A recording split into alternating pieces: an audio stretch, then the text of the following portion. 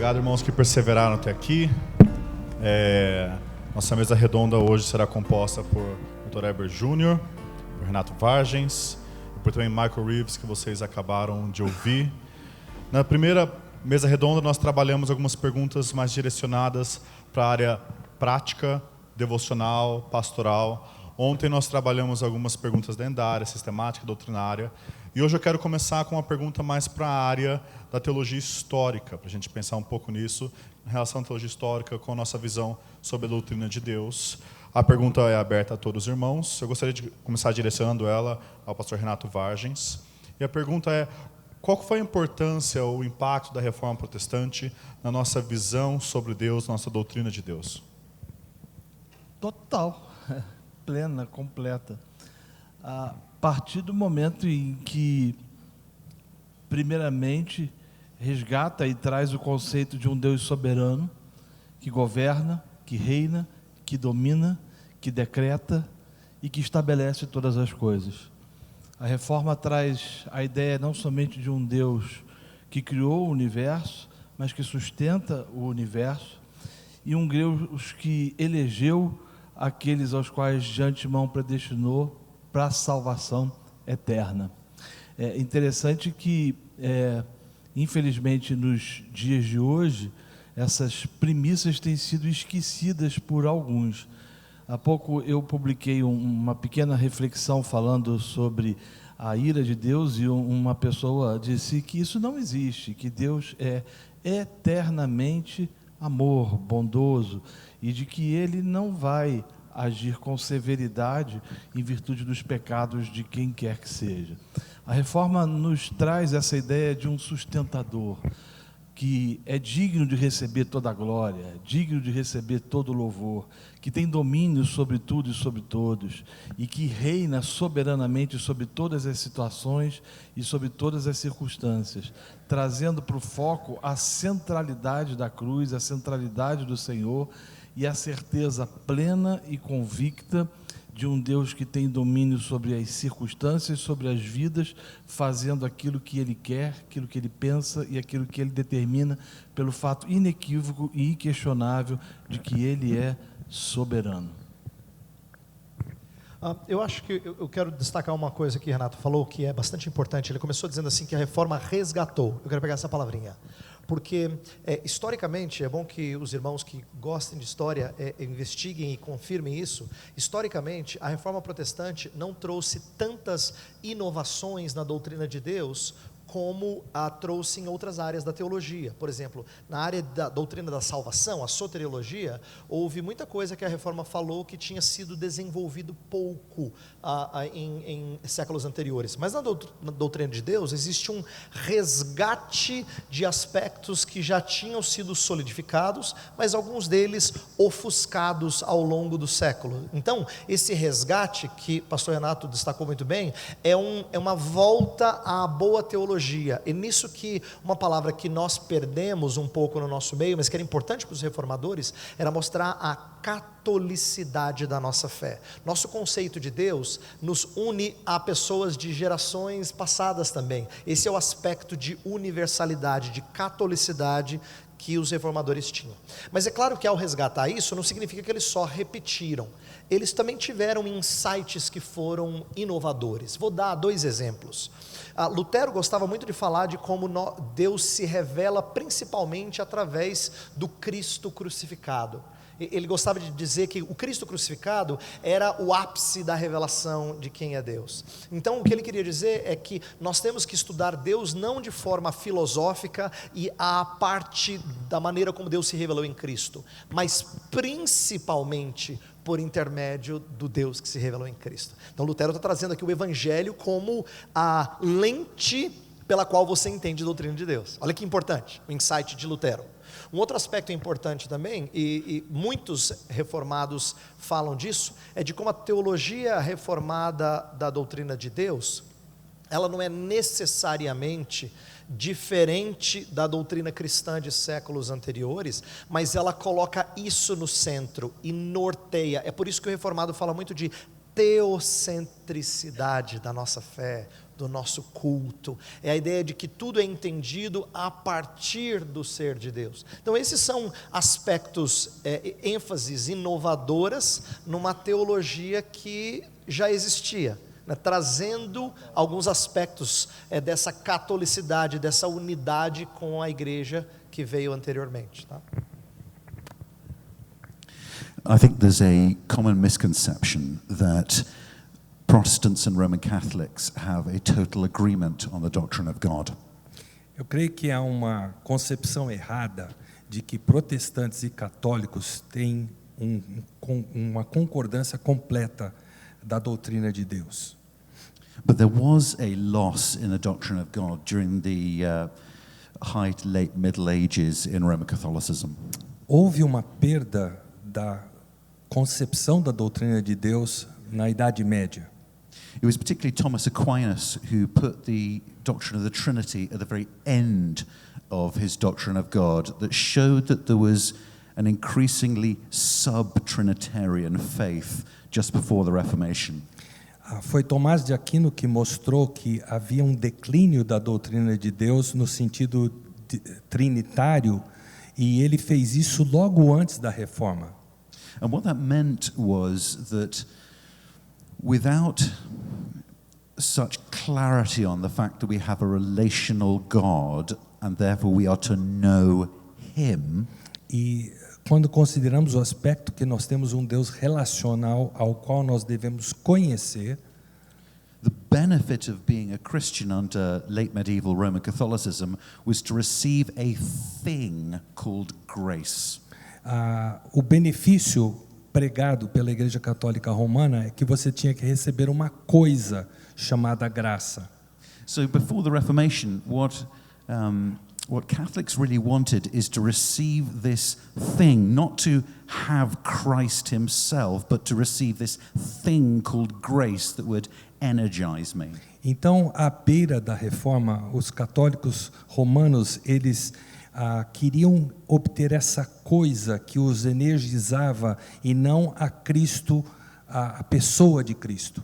And this was something that the Reformers hit hard back against with a very robust Trinitarianism. E foi contra isso que os reformadores rebateram com um trinitarianismo bem robusto. So Martin Luther said, he divided his catechism into 3 heads for the Trinity. Lutero divide seu catecismo em 3 títulos para a Trindade, saying that the gift that we receive from God is the Son and the Spirit. dizendo que o dom que nós recebemos de Deus é o Filho e o Espírito. And there's a great difference. Rather than seeing Christ retreating from us in distance, such that we're left with our affections placed on Mary and the saints. Isso é bem diferente de nós enxergarmos a Cristo vindo de algum lugar longínquo, em que nós temos que colocar nossas esperanças em Maria e os santos que já foram. Luther was saying, we have Christ direct as the bridegroom of the church. There's no intermediary between the bridegroom and the bride. E Lutero enfatizava que nós temos o Cristo presente, que é o noivo da igreja, e ele nunca vai deixar essa noiva. And perhaps the most beautiful example of robust Reformation Trinitarianism is John Calvin's Institutes. E o que é de mais robusto nessa teologia trinitariana são as Institutas de Calvino. The whole of the Institutes follows a very deliberate Trinitarian scheme, from Book 1 on the Father, Book 2 on the Son, Book 3 on the Spirit. E então as Institutas, elas seguem uma lógica trinitariana muito visível. O livro 1, o Pai; livro 2, o Filho; livro 3, o Espírito. And what that means is that Calvin presents a gospel there that was simply not heard of in late medieval Roman Catholicism. Ou seja, Calvino apresentou um evangelho ali que simplesmente não era mais ouvido no final da Idade Média. So by Book 3 of the Institutes, he says the Spirit's first title is the Spirit of Adoption, for he gives us the very rights of Christ. Então, quando ele escreve o terceiro livro, ele diz que o Espírito, em primeiro lugar, que nos foi doado é o Espírito de adoção. E ele fala de tudo que nós temos em Cristo através desse Espírito. So it was recovered clarity on the doctrine of God that was actually feeding greater clarity on soteriology. Nos dando uma clareza maior sobre a doutrina de Deus, que trouxe uma clareza maior sobre a doutrina da soteriologia. Muito obrigado, irmãos. Agora, pensando um pouco mais no nosso contexto atual, eu quero dirigir a pergunta primeiro ao Dr. Eber, perguntando, hoje como igreja evangélica, e eu não estou pensando tanto nos ramos mais heréticos, mas na igreja evangélica saudável, tradicional, quais são alguns atributos de Deus que a gente está simplesmente negligenciando, deixando de falar sobre, na sua opinião? Eu não sei, Vinícius, se eu consigo enumerar um ou outro. Eu vejo assim que muitos evangélicos que estão falando da teologia reformada falam frequentemente, fala-se muito do amor de Deus, mas não se fala da justiça, da sua santidade. E é verdade, a gente gosta do Deus mais amável do que do Deus que pune, do Deus que justamente castiga pelos pecados dos homens. Eu acho que isso é verdade, mas eu não acho que isso represente a fé cristã e os atributos de Deus como um todo, né? Eu vou dar exemplos. Eu acho que tem mais a ver com uma série de áreas da doutrina de Deus que são mal entendidas. Hoje nós ouvimos o Dr. Michael Reeves falar sobre trindade, que faz parte tão importante da doutrina de Deus e que muitos evangélicos entendem de forma pobre, ou com aquelas analogias que ele ilustrou, que são tão inúteis.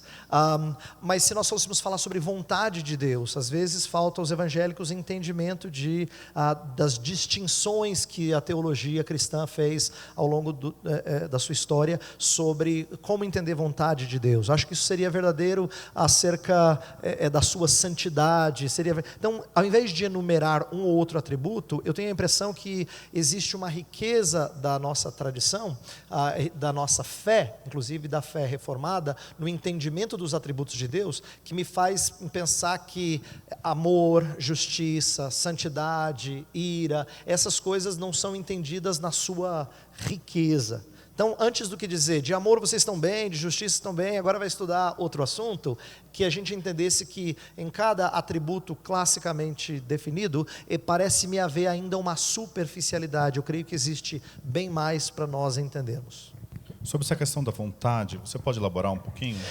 Eu escrevi um livrinho sobre vontade de Deus, em que eu falo sobre distinções da história que são úteis. Vou dar exemplo.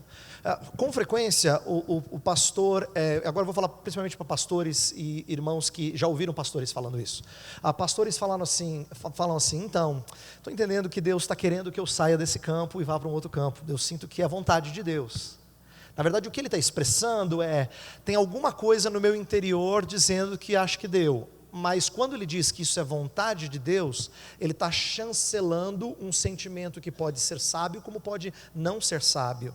Pode ser que o que ele entende ser vontade de Deus é altamente subjetivo e baseado em algum fracasso, ou em cansaço, ou em vontade de servir em outro lugar, e nada disso necessariamente é pecaminoso. O problema é quando ele chama isso de vontade de Deus. Isso mostra um entendimento, ao meu ver, bastante superficial, de entender como a teologia do passado, de forma tão rica, distingue aquilo que a Escritura coloca como sendo preceito de Deus, aquilo que a Escritura coloca como sendo decreto de Deus, ambos sendo chamados de vontade. Aquilo que é prazer do nosso Deus, deleite dele, aquilo que é propósito dele. Então, a teologia do passado fez distinções, quando ela falava de vontade preceptiva, vontade decretiva, vontade de prazer, vontade de propósito. São distinções que enriquecem o nosso entendimento para a gente falar desse único atributo de Deus de uma forma mais fiel às Escrituras. Então esse exemplo que o Vinícius está me perguntando ilustra como cada atributo tem uma riqueza tão grande, uma discussão tão rica ao longo da história da igreja, em especial a da fé reformada que nós prezamos tanto,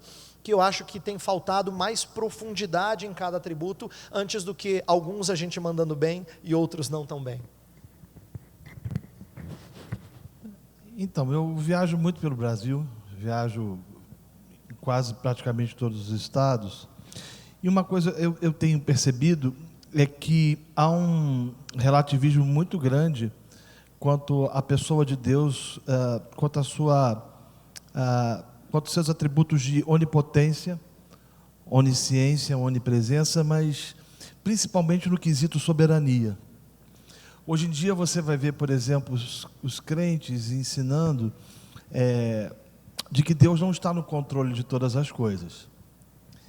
Deus não controla tudo, Deus não domina tudo, você rege a sua história e você faz aquilo que você acha por bem. E às vezes você pode mudar a vontade de Deus através das suas orações. Então, na minha opinião, essa falta de entendimento de quem é Deus tem construído uma imagem bem equivocada a respeito da pessoa do Senhor e extremamente díspare aquilo que as Escrituras revelam. O que aponta efetivamente para o fato de que essas verdades não estão sendo ensinadas nas nossas igrejas e de que as nossas igrejas estão falhando no ensino fundamental, básico, quanto àquele que é o Senhor que rege e que tem controle sobre todas as coisas e que domina sobre tudo e sobre todos. Hoje, efetivamente, você vê um Deus que se encaixa de acordo com as percepções das pessoas. Ele é soberano numa perspectiva, por exemplo, alguns vão dizer que ele é soberano na criação, ele é soberano na sustentação do cosmos, mas ele não pode ser soberano na salvação do pecador. Ele não pode ser soberano na perspectiva de condenar justamente uma pessoa ao inferno. E ele não é soberano na condução da vida do indivíduo, porque no fundo, Deus faz aquilo que o cara quer que seja feito. Então, eu entendo que talvez esse atributo de um Deus onipotente, de um Deus que tem controle e domínio sobre todas as coisas, seja um dos problemas, ou o desconhecimento disso seja um dos problemas da igreja do nosso tempo e da igreja brasileira. Can I comment, even though I don't know the Brazilian situation so well? Mesmo não sabendo da situação brasileira, eu quero dizer alguma coisa. I think there are many different imbalances and ways of teaching different attributes of God wrongly. Eu sei que existem desequilíbrios no ensinar dos atributos de Deus. But there is something of a litmus test we can use to help us. Mas há uma espécie de teste que nós podemos fazer para nos mostrar isso. That is this: the God of Scripture is so glorious that true worship of Him is described in Scripture as fear. O Deus que nós temos é tão glorioso que a verdadeira adoração dele é descrita nas Escrituras como temor a Deus. That a right response to the glorious living God is to fear Him. A resposta correta a esse Deus tão glorioso é temê-lo. Now, to be clear, the fear of God is not the same thing. In fact, it's the opposite of being afraid of God. O temor de Deus não é a mesma coisa, aliás, é o contrário de ter medo de Deus. Those who are afraid of God run away from Him. Those who fear Him run to Him. Aqueles que têm medo de Deus fogem de Deus, os que o temem correm para Ele. But we need to ask ourselves, do we believe in the attributes of God, and do we teach the attributes of God so that people fear Him? Nós temos que nos perguntar, nós cremos nos atributos de Deus e nós pregamos os atributos de Deus de forma que o nosso povo tema a Deus? Now, fear in Scripture is associated with physical trembling. O temor na Bíblia está associado ao tremer físico. Do we know God in His attributes in such a way that we wonder even to the point of trembling at who He is? Será que nós conhecemos a Deus ao ponto de temê-lo no detalhe de chegarmos a tremer ao pensar disso? And that is not just trembling in wonder at His self-sufficiency, His glorious majesty. Não estou falando de apenas tremermos ao pensarmos na sua gloriosa majestade, vemos como esse Deus surpreendente para nós. It's also trembling in wonder at his graciousness. Mas também é tremermos com a graciosidade de Deus. So Jeremiah 33 says, they shall fear and tremble because of all the good I do them. Jeremias diz: eles haverão de tremer, fear and tremble, temer e tremer diante daquilo que eu fiz a eles. All the attributes and perfections of God must be taught in such a way that people are brought to wonder in such intensity because he is so glorious. Todos os atributos de Deus têm que ser pregados, ensinados, de forma que as pessoas temam a Deus, de forma a ficarem maravilhadas com tudo aquilo que elas descobrem sobre Deus. Muito obrigado, irmãos. Eu gostaria agora de fazer algumas perguntas dirigidas a cada um de vocês, um pouquinho na área de especialidade de cada um. Começando com você, pastor Renato. Você vai lançar um livro sobre masculinidade bíblica, a crise da masculinidade que nós temos em nossa cultura e como isso impacta a vida da igreja. E nós vivemos de fato numa crise de masculinidade, que isso é projetado em Deus. A paternidade de Deus é vista de formas incorretas e isso tem consequências para como nós vivemos e como nós também pensamos igreja. Você poderia elaborar um pouco sobre isso e como você vê essa relação? Então, esse é um livro que vai ser lançado pela editora Fiel muito brevemente e que trata especificamente da crise de masculinidade que a gente tem vivido no nosso país e da sua influência especificamente na vida da igreja e na liturgia da igreja. Então, no livro, eu vou tratar que, do ponto de vista do nosso tempo, a igreja se transformou numa igreja muito mais feminizada. As canções, elas são mais feminizadas, a adoração, ela tomou um viés bem mais feminino, através das danças e dos ministérios distintos e diferentes nessa perspectiva. A disciplina na igreja, ela perdeu a sua eficiência pelo fato de que as mulheres elas são muito mais compassivas e muito mais misericordiosas do que os homens, entre aspas, e em virtude delas estarem dirigindo a igreja em boa parte do Brasil, perdeu-se a firmeza da lei ou a capacidade de trazer alguns princípios relacionados à disciplina. Mas eu também vou tratar de aspectos dos mandatos social, cultural e espiritual dados ao Senhor, ao homem, no jardim do Éden, e que, de certa forma, foram esquecidos ou têm sido esquecidos no decorrer do tempo em virtude da queda, que tratam de aspectos importantes, como proteção masculina, não somente para a sua esposa, mas também para os seus filhos, ensino da palavra do Senhor, demonstrando, de certa forma, que o homem ele foi chamado para desenvolver uma paternidade saudável, assim como o nosso Senhor é um Deus, um Pai amoroso que cuida de cada um de nós. Enfim, eu entendo que esse livro ele vem ao encontro de inúmeras práticas que a gente vê dentro da liturgia evangélica brasileira e que aponta efetivamente para o desconhecimento do papel masculino e que aponta para o papel ou para o desconhecimento da função do homem, não somente na sua casa, mas no trabalho, na sociedade e na igreja, o que tem produzido, de certa forma, anomalias comportamentais, não somente na vida cotidiana, mas também nas nossas liturgias. Obrigado, Renato. A próxima pergunta eu gostaria de dirigir ao Dr. Reeves. No livro, porque a reforma ainda é importante, você fala de o fato do Espírito Santo ser encontrado em toda a doutrina dos reformadores. Só que, normalmente, em nossos cultos, nós vemos muitas vezes uma ênfase no Pai e no Filho, e o Espírito é meio que, como alguns já disseram, o Deus esquecido. Quais são algumas formas que você entende práticas que nós podemos resgatar isso e não nos esquecer do Espírito Santo em nossa igreja, em nossa liturgia? I'd say three things to that.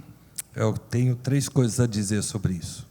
The first is that there is something of an imbalance in Scripture as we read of the Father, Son, and Spirit.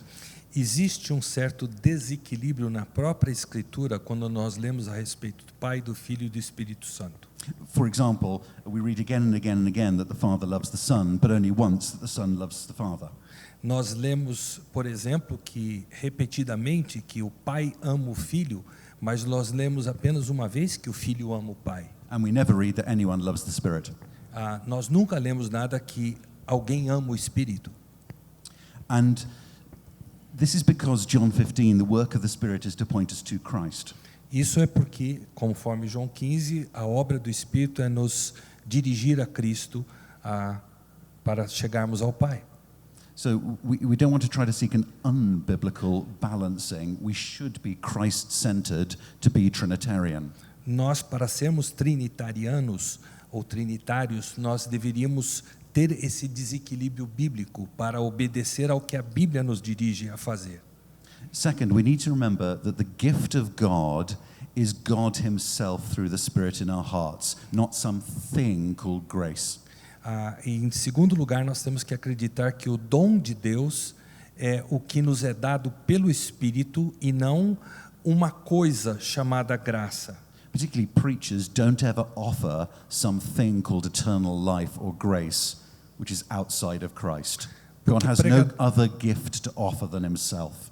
Porque pregadores não podem pregar sobre algo que nos é dado fora da pessoa de Deus ou de Cristo, como se essa coisa fosse algo em si, mas que o que é doado é o próprio Deus, é o próprio Cristo.